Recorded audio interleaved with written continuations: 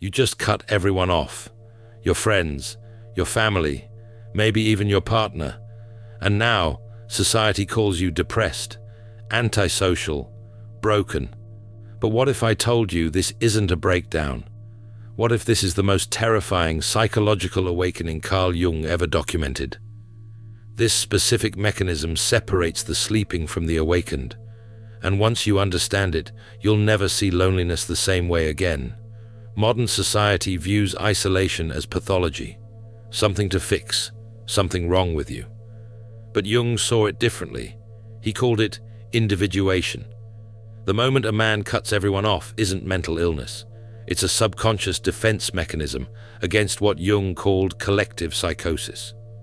Group dysfunction. The madness of crowds pretending to be normal. You aren't lonely. You're psychologically allergic to inauthenticity. Your nervous system is rejecting the poison everyone else calls socializing. Throughout his clinical work, Jung observed this pattern repeatedly. Men would arrive at his practice, not with obvious symptoms of mental illness, but with something far more subtle. A profound disconnection from the social world they once inhabited. These weren't men who had failed at relationships. These were men who had succeeded at them for years, decades even, before something inside them fundamentally shifted. Jung recognized this shift as one of the most significant psychological developments a person could experience, yet it was consistently misunderstood by everyone around them. Think about the moment it happened, the clarity event. You're sitting in a room full of people you've known for years, friends, family, colleagues, and suddenly you see it.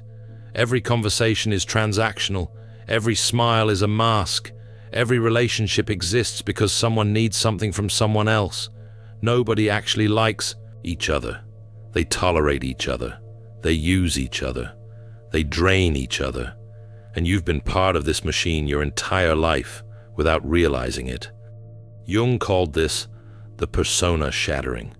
That mask you wore to make others comfortable just cracked down the middle. You spent decades being who others needed you to be. The good friend, the reliable son, the understanding partner, the team player. But underneath that mask, you were disappearing. Your true self was suffocating. And one day, you couldn't breathe anymore. So the persona shattered. And once you see through it, you can't unsee it. Consider a composite example based on patterns Jung consistently observed. Picture a man in his 30s, successful by conventional standards, good job, stable relationship, active social life. From the outside, everything looks perfect, but inside, he's dying. Every conversation feels scripted. Every social gathering feels like a performance. Every relationship feels like work. He starts noticing things he ignored before. How his friends only call when they need advice, but disappear when he needs support. How his family takes his loyalty for granted while offering nothing in return. How his partner loves the version of him that serves her needs, but has no interest in who he actually is. One day, something breaks. Maybe it's a betrayal. Maybe it's just exhaustion. But suddenly he can't pretend anymore. The mask falls off, and he walks away. No explanation, no drama. Just gone. His friends think he's having a crisis. His family thinks he's being selfish. His partner thinks he's lost his mind. But he hasn't lost anything. He's found something. His energy, his boundaries, his self. This is when most men make the cut. They walk away. No explanation, no drama, just gone. And everyone left behind thinks they've lost their mind. But here's what Jung discovered. These men didn't lose their mind. They found their energy. They realized their life force was being harvested by psychological vampires. Every person in your life operates on an energy economy. They take your attention, your emotional labor, your time, your resources. And what do they give back? Criticism, expectations, demands, judgment. Needy family members who drain you with their problems, but disappear when you need support. Narcissistic friends who make everything about themselves. Toxic workplaces that demand your soul for a paycheck. Relationships where you give everything and receive nothing. You were a battery being drained by everyone around you, and cutting them off isn't cruelty, it's resource protection. Time, 0.6. Jung understood that human relationships, in their unhealthy forms, operate like parasitic systems. One person gives constantly, while another takes constantly, and the giver is conditioned to believe this imbalance is love. That sacrifice without reciprocity is virtue. That depletion is devotion. But it's not. It's psychological vampirism dressed up in the language of connection. And once you see it, you can't participate anymore. But here's where it gets dangerous. When a man cuts everyone off, he's forced to face something terrifying. Himself, without distraction, without the noise of other people's needs drowning out his own thoughts. Jung called this the shadow confrontation. All those parts of yourself you buried to make others comfortable start rising to the surface. Your anger, your resentment, your darkness, the rage you swallowed for years to keep the peace, the ambitions you killed to make others feel secure, the truth you silenced to avoid conflict. This phase destroys weak men. They can't handle what they find in the silence, so they run back to the noise, back to the distractions, back to being everyone's emotional support animal. But strong men, they sit in the darkness, they face what's there, and they emerge transformed. This is the dangerous part Jung warned about, because a man who has confronted his shadow cannot be controlled anymore. Empaths aren't broken, they're alchemists in progress. The Alchemist's Path gives you drills, Jung-based boundaries, and 3 exclusive chapter videos to turn overwhelm into clarity. By Surreal Mind, 236-page downloadable ebook, in stock. Begin now at thesurrealmind.com. Let's examine the psychological dynamics at play here. When you're constantly surrounded by others, you use them as mirrors. You define yourself through their reactions. Their approval tells you you're good. Their disappointment tells you you're bad. Their needs give your life structure. Their drama gives your life purpose. You become addicted to being needed because being needed feels like mattering. But it's a trap, because you're not mattering to them. You're mattering to the role you play in their life. And the moment you stop playing that role, they disappear. Isolation removes these mirrors. Suddenly you have no external reference point for who you are. This creates what Jung called ego death. That constructed identity, built from other people's opinions, starts to crumble. And underneath it, you find either emptiness or authenticity. Weak men find emptiness because they never developed an internal sense of self. They've been performing so long, they don't know who they are without an audience. But strong men find authenticity. They discover parts of themselves that were buried under years of people-pleasing, and those parts are powerful. The transformation follows 4 stages. Jung documented this pattern across hundreds of cases. Stage 1. The pause. You stop people-pleasing. You stop responding to every message. You stop showing up to events that drain you. You stop pretending to care about things that bore you. You create space, and in that space, you start to remember who you were before everyone told you who to be. This pause feels uncomfortable at first.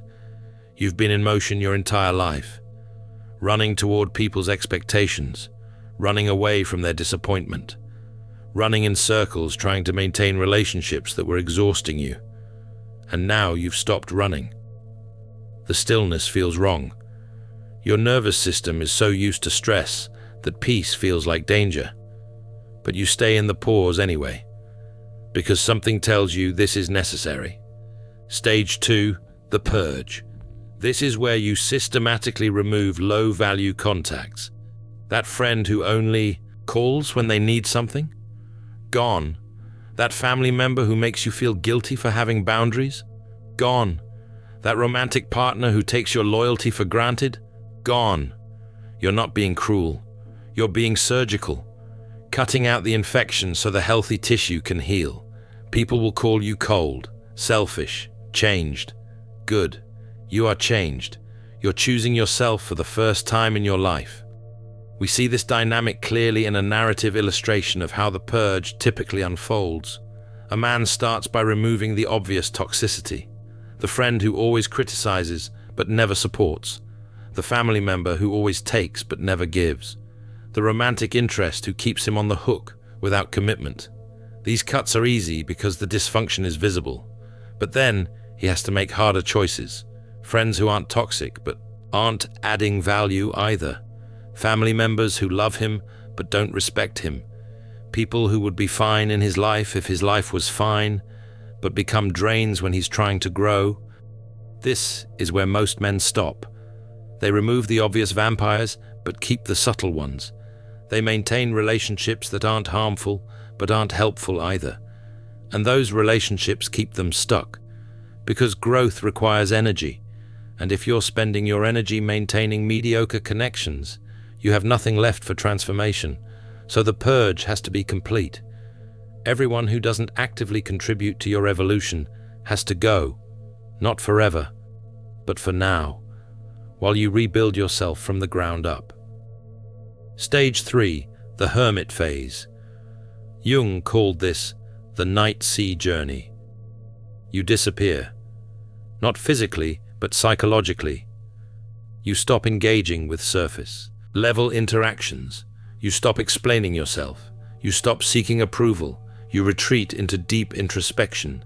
This is where the real work happens. You examine every belief you were handed, every value you never questioned, every identity you wore like a costume. And you ask the most important question: what do I actually want? Not what my parents want. Not what society expects. Not what makes me look good. What do I actually want? Most men never ask this question. They're too busy performing for an audience that doesn't even care. But you're alone now. There's no audience, just you and the truth. And the truth is terrifying, because maybe you don't want what you've been chasing. Maybe the life everyone told you to want isn't your life at all. Maybe you've been living someone else's dream while your own soul died quietly in the background. In this hermit phase, you start dismantling the psychological structures that were imposed on you. Your career choice that was really your father's unfulfilled ambition. Your relationship template that was really your mother's fairy tale. Your social persona that was really just a survival mechanism from childhood. Your entire identity gets deconstructed, and it's painful because you thought those things were you, but they were just costumes you wore so long you forgot you were wearing them. As you strip away these false layers, you start finding real things underneath. Actual desires that belong to you, genuine values that resonate in your bones, authentic interests that light you up instead of draining you, a real personality instead of a performed one. This is who you've been looking for your whole life. Not the impressive version, not the acceptable version, the real version. And he's been buried under everyone else's expectations. Stage 4, the sovereign return. This is what separates boys from men. After the isolation, after the purge, after the confrontation with your shadow, you return. But you don't return as the person who left. You return as something different, someone who doesn't need external validation, someone who knows his worth without anyone confirming it. Someone who can be alone without being lonely. Someone who can give without being depleted. Someone who can love without losing himself. This is the man Jung said was dangerous. Not dangerous to innocent people. Dangerous to systems that require your compliance. Dangerous to relationships that require your silence. Dangerous to societies that need you small, manageable, controllable. A man who doesn't need approval cannot be manipulated. A man who doesn't fear loneliness cannot be threatened with abandonment. A man who has faced his darkness cannot be shamed into submission. He becomes a psychological threat to the status quo. Think about it. Every system of control relies on your need for belonging. Governments control you through your fear of being outcast. Corporations control you through your fear of being unemployed. Families control you through your fear of being unloved. Relationships control you through your fear of being alone. But what happens when a man stops fearing those things? When he's already been alone and discovered it wasn't death, it was freedom? When he's already been abandoned and realized he didn't need them anyway? When he's already lost everything and found himself in the rubble? He becomes uncontrollable. This is why cutting everyone off is Jung's most dangerous discovery. Not because isolation is harmful, but because sovereign men are dangerous to systems built on dependence. Every empire needs slaves who think they're free. Every religion needs believers who doubt themselves. Every relationship needs someone willing to sacrifice themselves, and you just stopped playing that role. But the pain is real. Let's not pretend this journey is easy. The loneliness hits you in waves. 3 a.m, staring at your ceiling, wondering if you made a mistake, seeing happy groups of friends and feeling that familiar ache of not belonging, watching couples and remembering what it felt like to have someone. The doubt creeps in. Maybe you're the problem. Maybe you're too harsh. Maybe you should have tried harder. Maybe you really are broken. Jung said this pain is necessary. It's not the loneliness of being alone. It's the burning away of the false self. That version of you that needed others to feel complete is dying.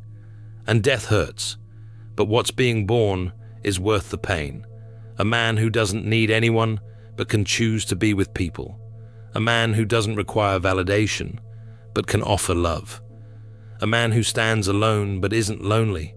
The pain you feel right now is the price of freedom.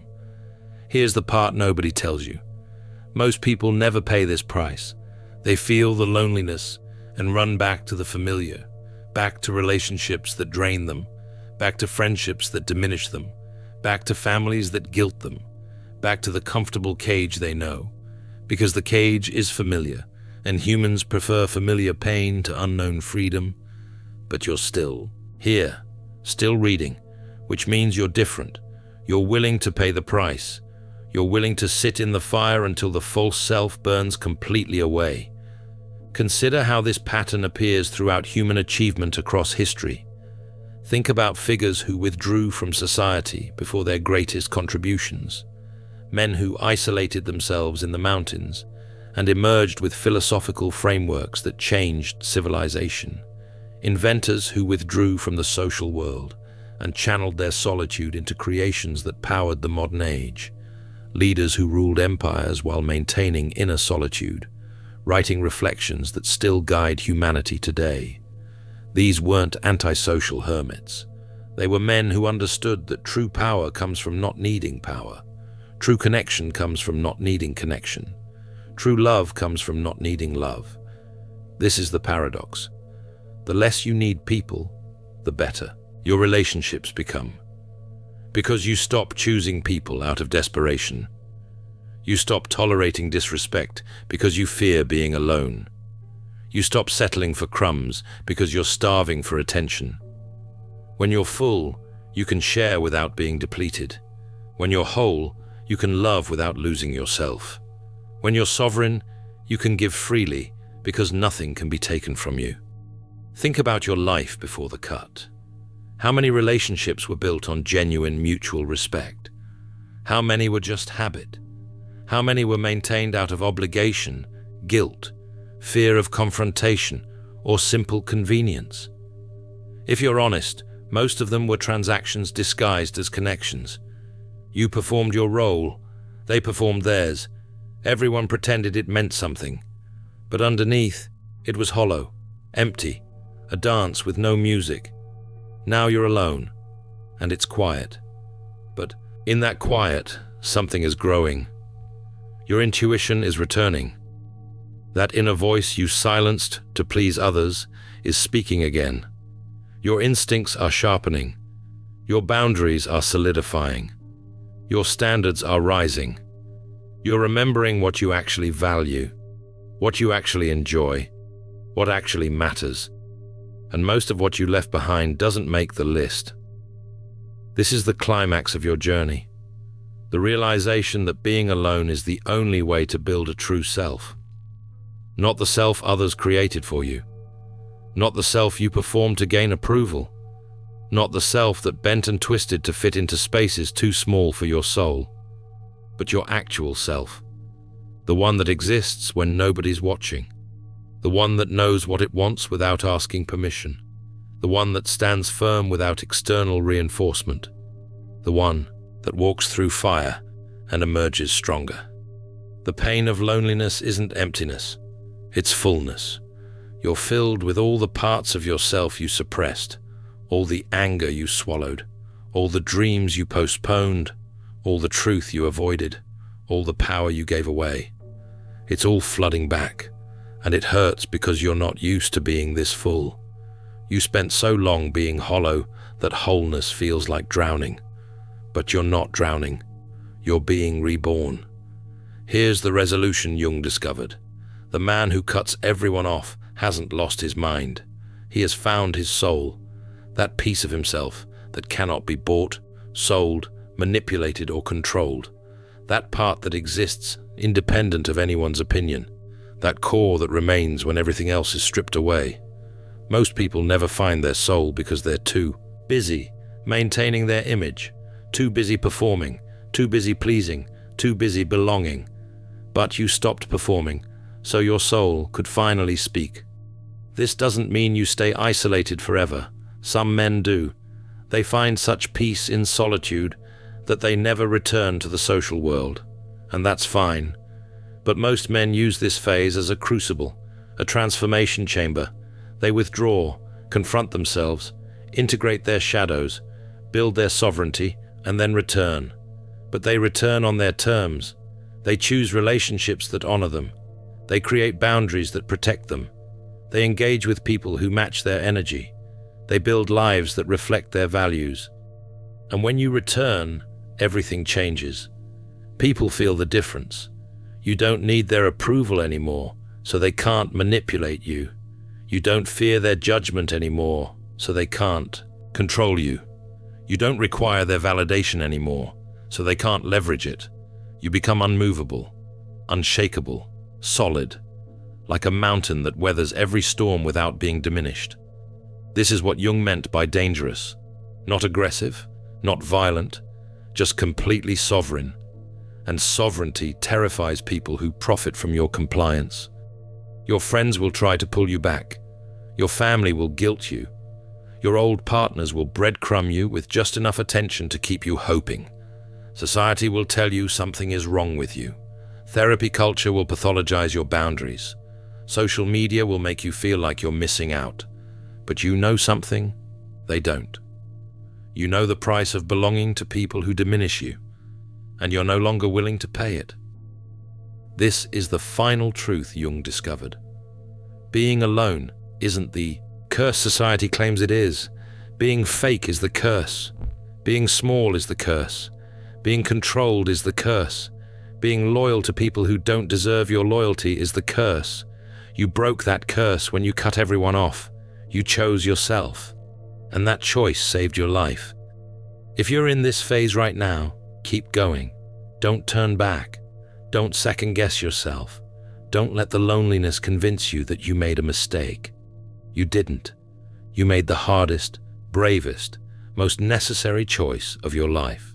You chose truth over comfort, freedom over belonging, yourself over everyone else. And that choice will echo through the rest of your life in ways you can't imagine yet. The transformation isn't complete until you stop needing it to be complete, until you stop waiting for the moment. You feel fixed. You're not broken. You never were. You were just buried under expectations that weren't yours. And now you're excavating yourself, layer by layer, mask by mask, lie by lie, until all that remains is what was always there. You, raw, real, unfiltered, unapologetic, sovereign. Jung spent his life studying this transformation. He called it individuation, the process of becoming who you actually are instead of who everyone needs you to be. Most people never individuate. They die wearing masks they never chose, playing roles they never wanted, living lives that never belonged to them. But you're different. You cut everyone off. You faced the void. You sat in the silence. You confronted your shadow. And you're still here. That makes you dangerous in the best possible way. Dangerous to lies. Dangerous to manipulation. Dangerous to systems that require your smallness. Dangerous to anyone who tries to control you through shame, guilt, or fear. You can't be controlled anymore because you've already survived the thing they threaten you with. Loneliness, abandonment, isolation. You've been there. And you discovered it wasn't death. It was birth. So here's what happens next. You subscribe to this channel if you're ready to explore the next dimension of your psychology. You acknowledge that this journey you're on isn't a phase. It's a transformation. And transformations are permanent. You don't go back to who you were. You can't. That person is dead. And in their place stands someone stronger, wiser, freer. Someone who knows that the greatest power is not needing power. The greatest love is not needing love. The greatest life is lived on your terms, not theirs. The man who cuts everyone off and keeps walking becomes everything Jung believed humanity could be. Conscious, sovereign, whole. And the world needs more men like that. Men who cannot be bought, cannot be broken, cannot be controlled. Men who stand alone without falling apart. Men who love without losing themselves. Men who give without being depleted. Men who know their worth without anyone confirming it. You are that man. You just needed the courage to walk away from everyone who told you otherwise. And you found that courage. Now keep walking, keep transforming, keep becoming. Because the world doesn't need you to go back to who you were. The world needs you to complete who you're becoming. In the Alchemist's Path, perception training for empaths, you'll turn overwhelm into wisdom with practical drills, Jung-inspired boundaries, and step-by-step perception training. This guide includes 3 exclusive chapter videos to deepen each lesson.